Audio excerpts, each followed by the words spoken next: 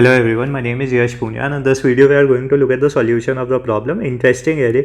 ये काफ़ी interesting problem अपने आप में होने वाली है as a name suggest and ये क्या आपका कोड फोर्सेस राउंड 275 डिवीजन 1 का बी प्रॉब्लम है हमारे पास। तो इसी का क्या डिस्कस करेंगे या सॉल्यूशन डिस्कस करेंगे। और जैसे कि हम क्या सेगमेंट ट्री पढ़ रहे थे यार, तो सेगमेंट ट्री में हमने क्या काफ़ी डिफरेंट तरीके वेरिएशंस देखे, सब चीज़ें देखी। तो इसमें हम क्या यार अपना बिट मास्किंग देखेंगे, आपका जो बिट मैनिपुलेशन होता है वो सारी चीज़ें यहाँ पे कवर अप होंगी और कंस्ट्रक्टिव एल्गोरिथम्स यहाँ पे देखेंगे। प्रॉब्लम यार बहुत अच्छी है हमारे पास, कंस्ट्रक्टिव और बिट मैनिपुलेशन, फिर डिफरेंस एरे हमारे पास आ जाता है। बहुत सारी टेक्निक्स यहाँ पे यूज़ होंगी, तब जाके प्रॉब्लम सॉल्व होगा। काफ़ी ब्यूटीफुली यार किस तरह से इस पूरी प्रॉब्लम को हम सॉल्व करेंगे, बहुत आपको like you will love it like. तो यार अगर आप चैनल पे नए हो तो हम क्या पूरा सेगमेंट ट्री पे अपनी क्या पूरी प्लेलिस्ट कर रहे हैं, जिसमें हम सेगमेंट ट्री को कॉम्पिटेटिव प्रोग्रामिंग के हिसाब से आपके अच्छे डीएसए लेवल, आपके ओएस वगैरह सब चीज़ें हम जो भी कवर अप कर सकते हैं हम यहाँ पे करने की कोशिश कर रहे हैं। तो आप चैनल को सब्सक्राइब कर सकते हैं, शेयर कर सकते हैं अपने फ्रेंड्स के साथ। तो पर्टिकुलर इस वाली प्रॉब्लम को देखते हैं किस तरह से हम सॉल्व करेंगे और क्या इस प्रॉब्लम में हमें पूछा गया है। तो इस प्रॉब्लम में हमें क्या बोला गया, call an array of n non negative integers A1 हमारे पास जो भी है, किसी एरे को हम इंटरेस्टिंग कब बोलेंगे वो इसमें बोलेगा if it meets m constraints. एक एरे को हम इंटरेस्टिंग बोलेंगे जब वो कुछ m कंस्ट्रेंट्स को फुलफिल करेगा। हमारे पास m कंस्ट्रेंट्स किस तरह के होने वाले हैं वो देखेंगे। Like the ith of the m constraint, जो भी हमारा ith होगा m कंस्ट्रेंट का, कंसिस्ट ऑफ 3 इंटीजर्स। हमारे पास जो भी हमारा ith होगा m कंस्ट्रेंट का, उसके बाद 3 इंटीजर्स होंगे l और r और q। l और q हमारे पास क्या है, l और r से हमारे पास क्या है, रेंज का हमें पता लगता है, l to r हमारे पास रेंज है। और उसके बाद हमारी q की वैल्यू क्या है, इस पूरी रेंज में आप a of l and a of l plus 1 up to and so on a of r, इस पूरी रेंज के जितने भी हमारे पास एलिमेंट्स होते हैं सबका बिटवाइज एंड करते हो। आई होप आपको पता होगा यार, बिटवाइज एंड हम करते हैं तो उसकी वैल्यू हमारे पास क्या है, q आती है। हमारे पास ith कंस्ट्रेंट में हमारे पास यही वैल्यू है कि यार आप जो भी हमारे पास रेंज दी जा रही है, जो भी हमारे पास mth की हमारे पास जो रेंज दी जा रही है a to l, a l से ar के बीच में, उसका जब आप बिटवाइज एंड करते हो तो उसकी वैल्यू हमारे पास क्या है, q आती है। ठीक है, मेरे पास ये चीज़ है, should be equal to q। Your task is to find any interesting array of n element, state that such array does not exist और state that such array does not exist. हमें एरे नहीं दिया जाएगा यहाँ पे, आपको यही चीज़, यही प्रॉब्लम यार इसीलिए बहुत ज़्यादा इंटरेस्टिंग हो जाती है, क्योंकि इस वाली पर्टिकुलर प्रॉब्लम में आपको एरे नहीं दिया जाएगा, आपके पास सिर्फ नहीं दिया जाएगा मतलब, और आपके पास सिर्फ कंस्ट्रेंट्स दिए जाएंगे। और कंस्ट्रेंट्स किस तरह से, आपके पास l, r और q दिया जाएगा। मतलब कि सिंपल सी बात है, a ऑफ l से आप क्या एंड लेते हो, एंड a ऑफ r, इन सभी चीज़ों का जो भी हमारे पास एरे के एलिमेंट्स है, l to r में जो भी हमारे पास एलिमेंट्स हैं उन सब का आप बिटवाइज एंड करते हो, तो उसकी वैल्यू हमारे पास क्या है, q आनी चाहिए। तो हमें एक एरे, ऐसा एरे कंस्ट्रक्ट करना होगा। कंस्ट्रक्टिव एल्गोरिथम्स या कंस्ट्रक्टिव जो हमारी प्रॉब्लम्स होती है जिसमें कि हम कंस्ट्रक्टिव वाला अप्रोच यूज़ करते हैं, उसमें हमारे पास इसी तरह से काम होता है। हमें एरे नहीं दिया जाता है, हमारे पास जो भी हमारे वैल्यूज़ होती है वो हमें नहीं दी जाती, हमें फाइनली फाइंड करनी होती है, बनानी होती है। अब हम किस तरह से बनाएंगे और सॉल्व करेंगे, और उसके बाद हमें क्या है बताना होगा कि हम बना भी सकते हैं एक ऐसा एरे और या नहीं बना सकते। और अगर बना सकते हैं तो आप येस प्रिंट करोगे उस पर्टिकुलर एरे को प्रिंट करोगे, जो भी हमारा n लेंथ का जो भी आप एरे बना रहे हो उस पूरे एरे को हम प्रिंट करेंगे। और अगर हम नहीं बना पाते हैं तो बस आप नो प्रिंट कर दोगे।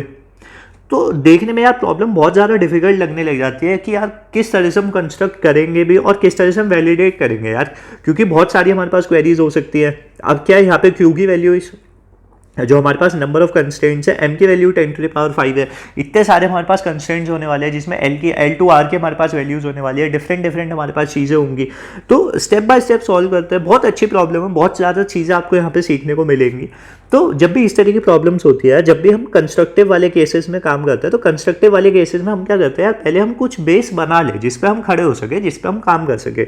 अब यहाँ पे हमें थोड़ा सा हिंट मिलता है यार, l to r और q हमें दिया गया है, तो ये चीज़ क्या है, हमेशा फिक्स रहने वाली है। फिक्स किस तरह से, जो भी हमारा इंटरेस्टिंग एरे होगा, मतलब कि इंटरेस्टिंग एरे मतलब कि हमारी सिंपल सी बात है, जो भी हमारा करेक्ट एरे होगा जिसके लिए सारे m कंस्ट्रेंट हमारे फुलफिल होंगे या नहीं होंगे वो चीज़ हम बाद में देखेंगे।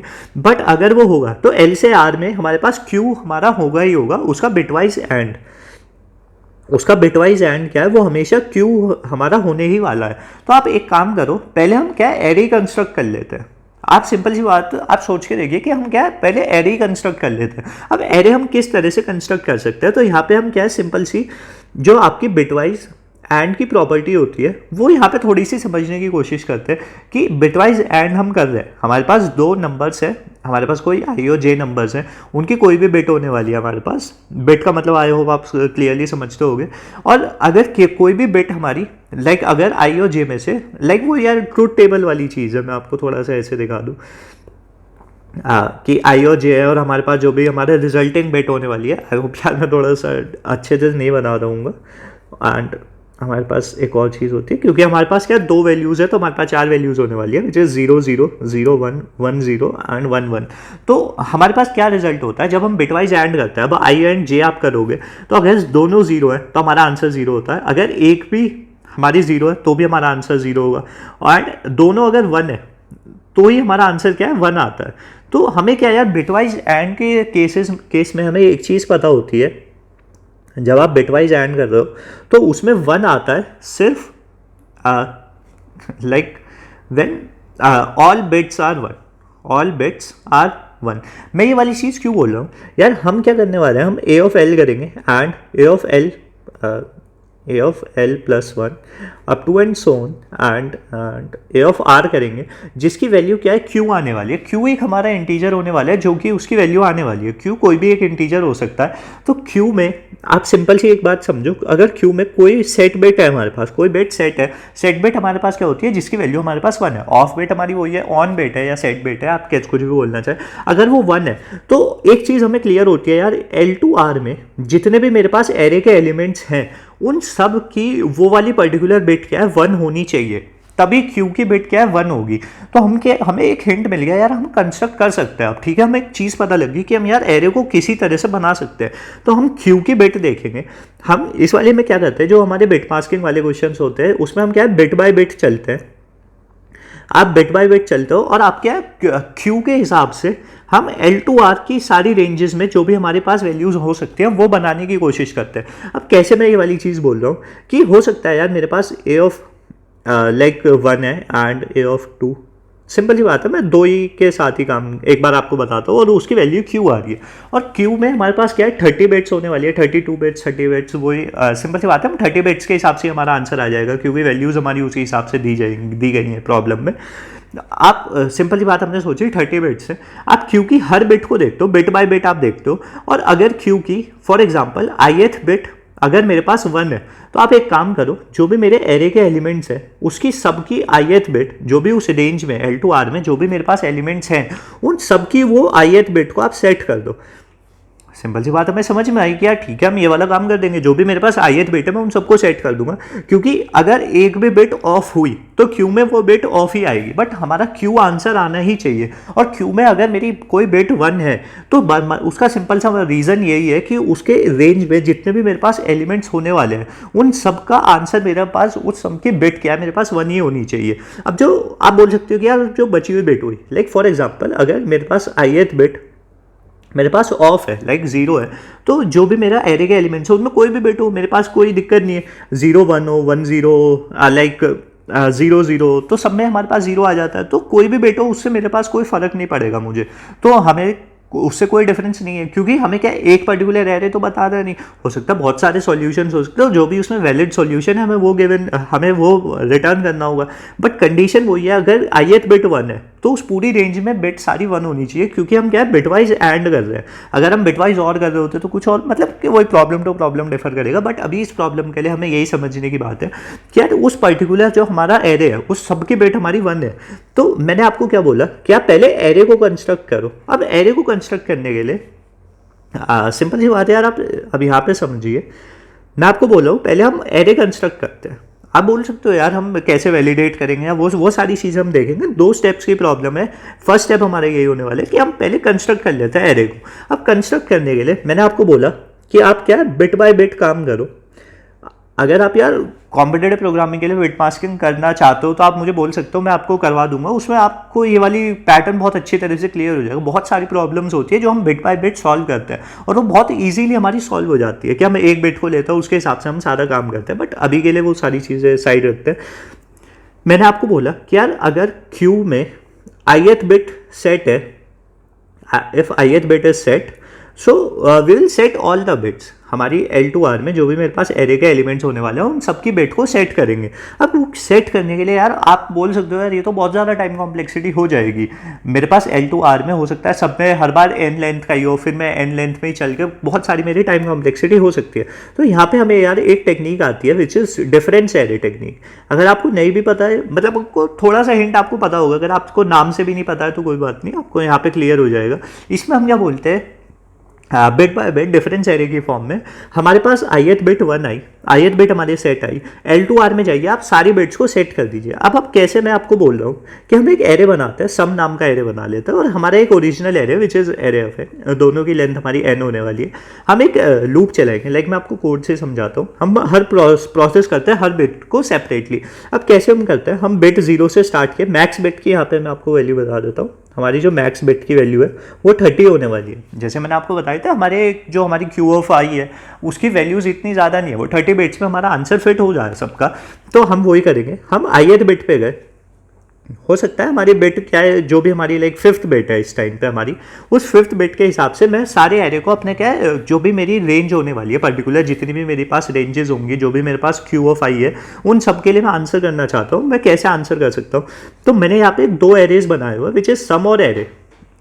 एरे क्या है, मेरा ओरिजिनल एरे है जिसे मैं कंस्ट्रक्ट करने की कोशिश कर रहा हूँ। सब मेरे पास एरे है जिसकी मैं हेल्प लूंगा यहाँ पे अपने फाइनल आंसर को कैलकुलेट करने के लिए। अब किस तरह से मैं कैलकुलेट करूँगा, मैं हर बिट के लिए पहले इसकी वैल्यू क्या सम वाले एरे की 0 कर दूंगा, क्योंकि मैं इसी की मदद से क्या अपना आंसर निकाल के ला रहा हूँ हर बार। और मैं क्या करूँगा, पहले आप सारी क्वेरीज में जाओ, जो भी मेरे पास m कंस्ट्रेंट्स हैं उन सारे कंस्ट्रेंट्स को हम क्या विजिट करेंगे, और उनके हिसाब से जो भी हमारी Q ऑफ I की वैल्यूज़ होने वाली है उन सभी को मैं लूँगा। मैं क्या बोल रहा हूँ, हमारे पास m कंस्ट्रेंट्स थे और हर कंस्ट्रेंट में हमारे पास एक Q की वैल्यू थी, Q1 Q2 Q3, इस तरह से मेरे पास सारी वैल्यूज थी। हमने Q नाम के एरे में वो सारी स्टोर कर ली, तो वो Q ऑफ I से मेरे पास क्या करंट हमारे पास आ जाती है। तो मैं सारी Q की वैल्यूज़ पे जाता हूँ और मैं चेक करता हूँ कि अगर मेरे पास ये वाली बिट ऑन है, तो हम ऐसी तो देखते हैं यार, ये वाली चीज़ तो आपको क्लियर ही होगा। हम सिंपल Q ऑफ I को लेफ्ट साइड करते हैं बिट से, एंड हम बिट मास्किंग की मदद से एंड परफॉर्म करते हैं 1 से, और अगर मेरा 1 आ जाता है आंसर तो मतलब कि वो पर्टिकुलर बिट क्या मेरी सेट बिट है। तो मैं क्या करूँगा, अगर पर्टिकुलर बिट मेरी सेट है जैसे कि मैंने आपको बताया था, तो L से R की सारी रेंजेस में आपके आंसर को प्लस कर दीजिए। कैसे, अब मेरे पास यार L2R है, मैं सब में जाके तो प्लस नहीं करना चाहता। मैं क्या बोलूँगा, आप L वाले में +1 कर दीजिए और R से आगे वाले में -1 कर दीजिए। अगेन हमारे पास एक और Q की वैल्यू हो सकती है, उसके लिए शायद रेंज ये वाली हो, आप +1 कर दीजिए, आप अगले उससे नेक्स्ट वाली में क्या -1 कर दीजिए। और उसके बाद क्या है, हम जब प्रीफिक्स सम लेते हैं, ये वाली चीज़ आपको शायद पता भी होगी यार, हम क्या कर रहे हैं अब इसके बाद हम क्या प्रीफिक्स सम ले लेंगे इस पूरे एरे का, जो भी हमारे m कंस्ट्रेंट्स हुए, हमने सारे कंस्ट्रेंट के हिसाब से डिफरेंस एरे अपना बना लिया, +1 -1 हमने सारी वैल्यूज़ को फिलअप करा। और जब आप प्रीफिक्स सम लोगे तो क्या वैल्यूज़ अपने आप सारी सम अप हो जाएंगी, सारी वैल्यूज़ क्या है आपकी अपने आप सही से आ जाएंगी। ये वाली चीज़ क्या है यार, मैं थोड़ा सा आपको एक बेसिक एग्जांपल से बता देता हूँ, अगर आपको डिफरेंस एरे का थोड़ा सा आइडिया नहीं है। अगर मेरे पास स्टार्टिंग में कोई एरे है 1 2 3 4 5 उसकी वैल्यूज़ है, और मेरे पास क्वेरीज कुछ इस तरह से आती है कि यार आप लाइक L2R की वैल्यूज़ को +1 या -1 जो भी है प्लस डेल्टा आप प्लस कर दीजिए उसमें सारी वैल्यूज़ को, और मेरे पास बहुत सारी क्वेरीज है, उसके बाद मुझे फाइनल आंसर देना होगा। तो एक अप्रोच मेरे पास वही होता है कि यार मैं O ऑफ n में जाऊँ, और मैं आपको यहाँ पे क्या डिफरेंस एरे का थोड़ा सा टेक्निक बता रहा हूँ।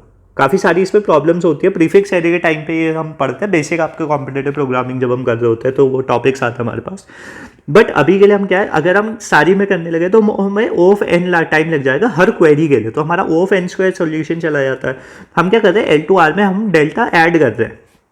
तो आप ऐसा ना करके आप क्या करो, A ऑफ L में जो हमारा A ऑफ L है उसमें += डेल्टा कर दीजिए, एंड A ऑफ R +1 है उसमें आप -= डेल्टा कर दीजिए, जिसमें कि हमारा L और R क्या इंक्लूसिव वैल्यूज़ है। इससे क्या होगा, अब फॉर एग्जांपल ये हमारे पास इंडेक्सिंग भी यही है, मैं क्या बोल रहा हूँ यार, 2 से 4 की वैल्यूज़ क्या आप 2 से इंक्रीज कर दीजिए। तो हमने यहाँ पे +2 किया और हमने यहाँ पे -2 कर दिया। अब कोई मेरे से बोलता है यार आप 3 से 5 जो भी हमारा क्या है 1 से 3 की वैल्यूज़ को +1 कर दीजिए। तो आपने यहाँ पे +1 किया, आपने यहाँ पे -1 किया। अब जब आप यहाँ पे प्रीफिक्स सम निकालते हो तो प्रीफिक्स सम में आप क्या इन सारी वैल्यूज़ को भी ऐड करोगे, क्योंकि अब हमारे पास ये वैल्यू क्या हो गई थी 2, तो हमने यहाँ पे 2 ही रखा। अब ये वाली वैल्यू क्या है मेरी 4 + 2, ये वैल्यू मेरे पास 6 हो गई। एंड यहाँ पे हमारे पास वैल्यू क्या है 3, 3 + 6 मेरे पास 9 हो गए, एंड 4 हमारे पास वैल्यू है जिसमें कि अब हमें माइनस करना है। तो यहाँ पे हमारी क्या वैल्यू हो गई 3 हो गई, 3 + 9 12 मेरे पास आ जाता है। 5 - 2 आप करोगे तो यहाँ पे हमारे पास क्या है 7 आ जाती है। 5 - 2 आप करते हो तो हमारे पास 3 हो जाती है। 3 + 12 आप क्या करते हो तो 15 हमारे पास क्या आंसर हो जाता है। तो प्रीफिक्स सम से हमने क्या सारी वैल्यूज़ को कैलकुलेट कर लिया, और आप अगर आप यहाँ पे देखोगे भी तो आपका आंसर यही आएगा पर्टिकुलर। हमने क्योंकि क्वेरी की, हमने सारी रेंजेस में एडिशन किया, तो 1 का हमारा क्या हो गया था 2 हो गया था, 2 हमारा 4 हो गया था, 4 भी नहीं हुआ था हमारे पास, 2 क्या है 5 हो गया था, क्योंकि हमारे पास क्या +1 यहाँ भी हो रहा है, यहाँ भी हो रहा है। जो मेरी रेंज है ये पूरी +1 है। अगर मैं -1 हटाऊँ और इसे आप +2 करोगे, इसे भी आप +2 करोगे, इसे भी आप +2 करोगे, तो इस तरह से मेरी रेंजेस चेंज होंगी। तो यहाँ पे हमारी क्या वैल्यू हो गई 5, यहाँ पे 2, यहाँ पर आप देखोगे तो 3, 4, 5 और 6 हमारे पास वैल्यू हो जाती है। यहाँ पर आपने देखा तो 6 हमारे पास वैल्यू हो गई, एंड यहाँ पे हमारे पास नहीं थी, तो ये हमारी क्या वैल्यूज 5 ही रही। हाँ, तो यार आई होप आपको थोड़ा सा आइडिया लग गया होगा। प्रीफिक्स हम मतलब इस तरह से नहीं करते। प्रीफिक्स हम क्या है, जो भी हमारी क्वेरीज है हमारे पास उसका हम प्रीफिक्स हम करते हैं। लाइक फॉर एग्जांपल कौन सी वैल्यू कितने से हमारी बढ़ेगी। फॉर एग्जांपल हमारा 1 था तो हमारी 1 से बढ़ी, हमने फिर प्रीफिक्स हम लिया तो हमारे पास 3 हो जाता है, फिर हमने लिया तो हमारे पास फिर से वैल्यू 3 हो जाती है, फिर हमने -1 किया। तो आई होप यार आपको आइडिया हो गया होगा। सिंपल आइडिया हमारे पास यही है कि हम ए ऑफ एल में हम क्या है += डेल्टा कर देते हैं, जो भी हमारा है, of A, and A of R -1 में हम क्या -= डेल्टा कर देते हैं। जो हमें चीज़ें माइनस करनी है, मतलब कि क्या हम उसके बाद हम माइनस कर देते हैं और हम प्रीफिक्स सम ले लेते हैं। तो उससे हमारे पास क्या हमें पता लग जाता है कि यार हर वैल्यू क्या है वो कितने से बढ़ेगी, उसका फाइनली वो कितने से बढ़ेगी, वो वाले हम चीज़ कैलकुलेट कर लेते हैं। तो हमने यहाँ पर भी वही वाला काम किया है। अगर मेरी कोई बिट सेट है तो मैं सम में उस पर्टिकुलर एल ऑफ आर, जो भी मेरा, क्योंकि यार यहाँ पे आई होप आपको समझ में आए, एल ऑफ आई और आर ऑफ आई, मैंने जो भी हमारे एल और आर की वैल्यू थी और क्यू ऑफ आई की वैल्यू थी वो क्या अलग अलग पर्टिकुलर उनके रिस्पेक्टिव एरेज में उन्हें क्या स्टोर कर लिया। तो एल ऑफ आई हमें मिल जाता है, R of I, Q of I, उससे हमें पता लग रहा है। तो जो भी हमारी एल ऑफ आई की वैल्यू थी सम में जाइए और उसकी वैल्यू को +1 कर दीजिए। अगर आर ऑफ आई +1 की वैल्यू n है तो आप जाके +1 वाली वैल्यूज़ को -1 कर दीजिए, जिससे कि आगे वाले में जब हम प्रीफिक्स लेंगे तो उसका इफेक्ट कम हो जाएगा और हमें पता लग जाएगा यार कौन से बिट हमारी सेट है और उसके हिसाब से हमारा क्या आंसर होने वाला है। अगेन आप क्या करोगे, आई की वैल्यू 0 to n आप स्टार्ट करोगे और हम क्या है वही प्रीफिक्स हम लेंगे। अगर आई की वैल्यू हमारी >0 है तो सम ऑफ आई + सम ऑफ आई -1, जो हमारा प्रीफिक्स एरे होता है वो हमारे क्या जो भी हमारे चेंजेस होते हैं उन्हें क्या है स्टोर करके रखता है, कि जो भी हमारे पर्टिकुलर चेंजेस हो सकते हैं। अब अगर कोई बिट सेट है, फॉर एग्जाम्पल यार सिंपल सी बात है, अगर मेरे पास इस रेंज में कोई बिट सेट है, फिर इस रेंज में कोई बिट सेट है, तो इसके हिसाब से मैंने क्या +1 कर लिया सारी वैल्यूज़ को, तो मुझे पता लग गया कि यार ये पर्टिकुलर बिट क्या है सेट करनी होगी उस एरे में। तो अगर मेरे पास सम ऑफ आई की वैल्यू 1 > 0 आती है, मतलब कि यार मेरा कोई तो वहाँ पे क्यू आई है, हो सकता है कोई भी क्यू आई हो सकता है, एम कंस्ट्रेंट्स मेरे पास बहुत सारे एम कंस्ट्रेंट्स है, उसमें से जो भी मेरा क्यू ऑफ आई आता है उसके हिसाब से वहाँ पे क्या इफेक्ट आ रहा होगा, तो मैं क्या उस पर्टिकुलर बिट को सेट कर देता हूँ। सेट करने के लिए आपको सिंपल वही यार हम क्या ऑल ले लेते हैं ए ऑफ आई और लाइक 1 हमारे क्या राइट से बेट कर देते हैं हम, जिससे कि हमारे क्या वो बेट मास्किंग वाली चीज़ हो जाती है। तो इस तरह से हम क्या पर्टिकुलर एरे को बना लेते हैं। जो भी हमारा एरे था उसे बनाने के लिए हमने क्या काम किया, हमने जो भी हमारे पहले मैं आपको बताता हूँ, हमने एल ऑफ आई को स्टोर किया, आर ऑफ आई को स्टोर किया, एंड हमने क्या क्यू ऑफ आई को स्टोर किया। उसके बाद हम क्या बिट बाय बिट हमने काम किया। बिट बाय बिट काम करने में हमने क्या करा, जो भी मेरे पास क्यू ऑफ आई थी, जितनी भी मेरे पास क्यू ऑफ आई आती है उसमें हर बिट को मैं देखता हूँ, हर बिट को नहीं, मैं हर बिट के हिसाब से काम कर रहा हूँ। तो मेरी पर्टिकुलर बिट होती है, उस बिट के हिसाब से मैं क्यू ऑफ आई को देखता हूँ। अगर वो सेट है तो मैं एक नया मैंने डिफरेंस एरे बनाया हो जिसका नाम सम है, तो मैं उस सम में एल ऑफ आई जो भी है मेरे पास वैल्यू उसकी ++ कर देता हूँ और सम ऑफ आर ऑफ आई +1 की वैल्यू मैं माइनस कर देता हूँ। ये मैंने आपको डिफरेंस एरे वाली टेक्निक बताई थी। अगर आपको बहुत ज़्यादा डिटेल में सीखनी है डिफरेंस एरे वाली टेक्निक तो मैं उसके लिए सेपरेट वीडियो बना सकता हूँ। अभी के लिए आई एम अज्यूमिंग कि आपको थोड़ा सा आइडिया होगा डिफरेंस एरे का, क्या उसमें यूज़ होता है हमारा और किस तरह से हम यूज़ करते हैं। अब उससे क्या हमारे पास नेट चेंजेस हमें पता लग गए कि यार जो भी मेरे पास 1 to n मेरे पास पूरा जो मेरा एरे होने वाला है उसमें जो भी मेरे पास डिफरेंट रेंजेस होने वाली है वो एल और आर से हमें यहाँ से पता लगी। उसके बाद हम क्या प्रीफिक्स हम जब ले लेंगे उसके अगेन वही वाली चीज़, जब हम प्रीफिक्स सम ले लेंगे हर बिट के हिसाब से, और अगर उस प्रीफिक्स सम में मेरे पास सम की वैल्यू, सम ऑफ आई की वैल्यू ग्रेटर देन 0 हो जाती है, तो मैं क्या बोल रहा हूँ, सेट दैट बिट, उस पर्टिकुलर बिट को आप क्या सेट कर दीजिए अपने जो भी हमारा एरे का एलिमेंट है उस पर्टिकुलर पॉइंट पे। आप ए ऑफ आई पे हो और ए ऑफ आई पे आपने देखा है सम की वैल्यू क्या है, ग्रेटर देन 0। सम की वैल्यू ग्रेटर देन 0 हमें क्या डिपेक्ट कर रही है कि यार क्यू की वैल्यू मतलब कि सेट बिट है, वहाँ पे जो भी हमारी रेंज वहाँ पे होगी उसके लिए क्यू की वैल्यू सेट है। तो आप क्या है इस वाली बिट में भी आप क्या सेट कर दीजिए, और सेट करने के लिए हम क्या ऑल लेते हैं। सो दैट्स वाई लाइक ये सिंपल हमारा अप्रोच होने वाला है। आप बिट बाय बिट काम करते हो, हर क्यू के वैल्यू के लिए आप क्या सेट करते हो जो भी हमारा सम वाला एरे है, वही हमने क्या यहाँ पे डिफरेंस एरे प्लस प्रीफिक्स सम का यूज़ किया, जिससे कि हमारा ये वाला काम क्या है ओ ऑफ एन में हमारा सारा काम हो जाता है, वरना फिर से वही ओ ऑफ एन स्क्वायर हमारी टाइम कॉम्प्लेक्सिटी चली जाती है। तो आई होप आपको ये वाली चीज़ क्लियर हुई होगी। सेकेंड हमारे पास आता है वैलिडेट करना काम। जो अब हमने एरे तो बना लिया, जो भी हमारे हिसाब से पर्टिकुलर फाइनल आंसर होने वाला था किसी एरे का वो हमने बना लिया, क्योंकि हमने आंसर क्या क्यू ऑफ आई हमारे उसके हिसाब से एल ऑफ आई और आर ऑफ आई जो भी हमारे होते थे, अगर क्यू ऑफ आई की वैल्यू सेट है तो इसके हिसाब से मैंने एल और आर की वैल्यू को सेट किया और अपने क्या एक एरे बना लिया।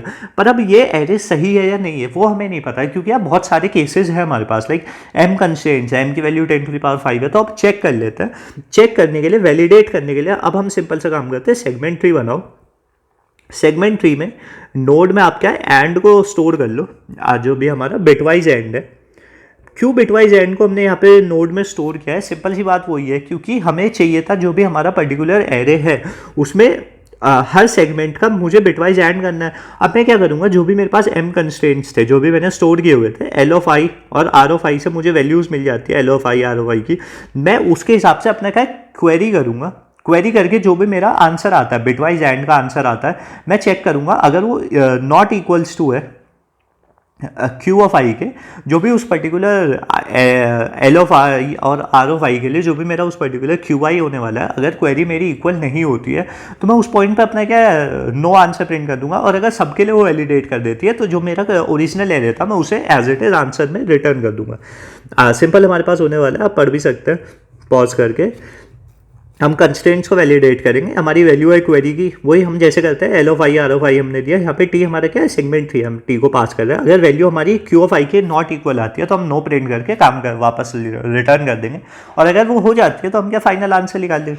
यहाँ पे सेगमेंट भी यूज़ करना वही या थोड़ा सा वो चीज़ आती है वैलिडेट करने के लिए, क्योंकि L2R हमारी रेंजेस होने वाली है और डिफरेंट हमारी रेंजेस होने वाली है, तो हमने कंस्ट्रक्ट तो कर लिया कि यार ये पर्टिकुलर सॉल्यूशन हो सकता है, और अब ये हो सकता है या नहीं हो सकता वो वैलिडेट करके हमने क्या आंसर को फाइंड आउट करने की कोशिश की। कोड देखेंगे तो कोड मैंने आपको ऊपर बता भी दिया, बाकी सिंपल हमारा कोड होने वाला है, मैंने यहाँ पे पूरा कोड दिखाया आपको एक तरह से। यहाँ पे हमने क्या कॉन्स्टेंट हेडर्स वगैरह यूज़ किए, मैक्स बेट हमारी 30 होने वाली है, मैंने आपको बताया था। हमारा जो सेगमेंट ट्री है, हमारे नोड स्टार्ट एंड, आप एल और आर यूज़ कर सकते हैं, हम स्टार्ट एंड मैंने यहाँ पे लिख दिया बस। हमने अपना कांस्टेंट एरे पास किया जो हमारा ओरिजिनल एरे था जो हमने बनाया, और हमने क्या वेक्टर ऑफ टी हमारा जो है टी यहाँ पे आप क्या सेगमेंट ट्री है, मैंने बस टी से यहाँ पे लिखा हुआ सेगमेंट ट्री हमारा, वो हमने पास किया है। सेम बिल्ड फंक्शन जैसे हमेशा होता है, अगर हम लीफ नोड पे हैं तो लीफ नोड पे एरे ऑफ स्टार्ट ही हमारा स्टार्ट होने वाला है। फिर हम क्या है सेपरेट करते हैं मिड के हिसाब से, लेफ्ट चाइल्ड में जाते हैं, राइट चाइल्ड में जाते हैं, मर्ज करते हैं, वापस आते हैं। मर्ज करने में हम क्या है बस एंड ऑपरेशन ही तो परफॉर्म कर रहे हैं, जो भी हमारा लेफ्ट का था राइट का था दोनों का आप एंड ऑपरेशन परफॉर्म करके यहाँ पे हमारे पास क्या फाइनल एंड आ जाता है। डेटा जो हमारा सेगमेंट का डेटा स्ट्रक्चर है वो नोड में डेटा ही तो स्टोर करता है जो कि हमारे फाइनल आंसर को फाइंड आउट करने में ईजी करे हमारे लिए काम। डेटा हमें किस तरह का चाहिए, हमें बिटवाइज एंड चाहिए क्योंकि हमें क्यू ऑफ आई से वैलिडेट करना है, तो सिंपल अपने क्या वहाँ पे एंड ऑपरेशन किया हुआ है। क्वेरी हमारे पास सेम वही होने वाला है, 3 केसेस होंगे हमारे पास, नो ओवरलैप, ओवरलैप और वो वाली सारी चीज़ें। तो जब हमारे पास नो ओवरलैप की कंडीशन है तब हमने एक मैक्सिमम वैल्यू रिटर्न कर दी। जब हमारे पास ओवरलैप की कंडीशन है तो हमने जो हमारा करंट नोड था उसमें जो भी हमारी वैल्यू थी वो एज इट इज हमने यहाँ पे वापस कर दी। उसके बाद हमने मिड से सेपरेट किया और जो भी हमारा लेफ्ट चाइल्ड था और राइट चाइल्ड था दोनों को हैंड ऑपरेशन परफॉर्म करके वो रिटर्न कर दिया। सिंपल हमारे पास क्या क्वेरी ऑपरेशन वही होने वाला है। आई होप अब तक तो आपको क्लियर हो गया होगा सेगमेंटरी। अगेन हमारे पास मेन फंक्शन आता है फास्ट इनपुट आउटपुट अपने यूज़ किए, एन और एम की हमने वैल्यू रीड की। एन और एम की वैल्यू रीड करने के बाद हमने क्या वेक्टर्स बना लिए एल आर और एम, क्यू, जिसमें कि हम क्या है एल और आर और क्यू की वैल्यूज़ को स्टोर कर सकते हैं। आप चाहो तो एक सिंपल एरे बना के उसमें क्या है सारी वैल्यूज़ को एज अ टपल की फॉर्म में स्टोर कर सकते हो, एल आर और क्यू की वैल्यू को। मैंने सबके लिए डिफरेंट एरे यूज़ कर लिया, तो जैसा आपको फीजेबल हो आप वैसे कर सकते हैं। हमने सारी वैल्यूज़ को रीड किया, उसके बाद माइनस माइनस हमने यहाँ पे किया, क्योंकि हम क्या है जीरो बेस्ड इंडेक्सिंग के हिसाब से काम करेंगे। जीरो बेस्ड इंडेक्सिंग यहाँ पे ध्यान में रखनी ज़रूरी है, क्योंकि हमें क्या सेगमेंट ट्री हमने जीरो बेस्ड इंडेक्सिंग से हम बनाते आ रहे हैं और प्रॉब्लम हमारी वन बेस्ड इंडेक्सिंग है, तो ये याद रखना। स्टोर करते वक्त हम ये याद रखेंगे। और अब हम क्या करते हैं, हमारा जो पहला स्टेप था, पहला स्टेप क्या था, बिट बाय बिट आप कंस्ट्रक्ट कर लीजिए एरे को। कंस्ट्रक्ट करने के लिए हमारा ओरिजिनल एरे ए है एंड एक सम एरे की हम मदद लेंगे, जो कि हमारा डिफरेंस एरे की फॉर्म लेगा। डिफरेंस एरे हमें क्या बताएगा कि यार जो भी नेट इफेक्ट होगा हर बिट का, मेरा हर बिट का जो भी नेट इफेक्ट होगा वो स्टोर करके रखेगा, और अगर उसकी वैल्यू ग्रेटर देन जीरो होती है तो मतलब कि वो इफेक्ट मुझे लाना है और वो पर्टिकुलर बिट सेट होनी चाहिए उस एरे में। तो हमने वही यहाँ पे काम किया हुआ है। ये वाला कोड सेम है मैंने जो आपको ऊपर बताया था। नेक्स्ट हमने क्या सेगमेंट भी अपना बिल्ड किया, 10 एन माइनस 1 ए टी से हमने क्या सेगमेंट भी अपना बिल्ड किया। उसके बाद वैलिडेट करेंगे हम कंस्ट्रेंट्स को। वैलिडेट करने के लिए हमने वही क्या क्वेरी ऑपरेशन अपना कॉल किया, और अगर हमारी वैल्यू क्या है not equals to Q of I आती है तो हम रिटर्न कर देते हैं नो। अगर वैलिडेट हम कर पाए सारी क्वेरीज के लिए तो हम क्या है लास्ट में रिटर्न करेंगे यस को, जो हमारा एरे था उसे प्रिंट कर देंगे और अपना फाइनल आंसर आ जाएगा। तो यार यही इस पर्टिकुलर प्रॉब्लम का सॉल्यूशन था। आई होप आपको समझ में आया होगा कैसे हमने पहले क्या बिट बाय बिट हमने काम किया। कंस्ट्रक्टिव एल्गोरिथम्स हमने यहाँ पे यूज़ की, किस तरह से हम क्या कंस्ट्रक्ट करते हैं अपने एरेज को। उसके बाद हमने क्या वैलिडेट किया। वैलिडेट करने के लिए हमने क्या आपका सेगमेंट ट्री का यूज़ किया, और कंस्ट्रक्ट करने के लिए हमने क्या difference array and plus prefix sum हमने यूज़ किया। तो बिटवाइज एंड की हमने प्रॉपर्टी देखी।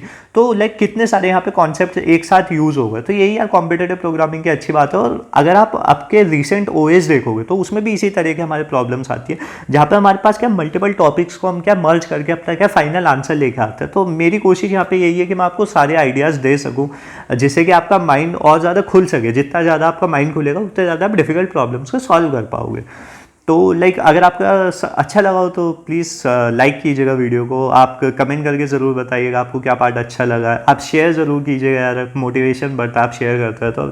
And please subscribe to the channel यार for these high quality videos and for everything like, and so that's it for this video and have a nice day. See you in the next video.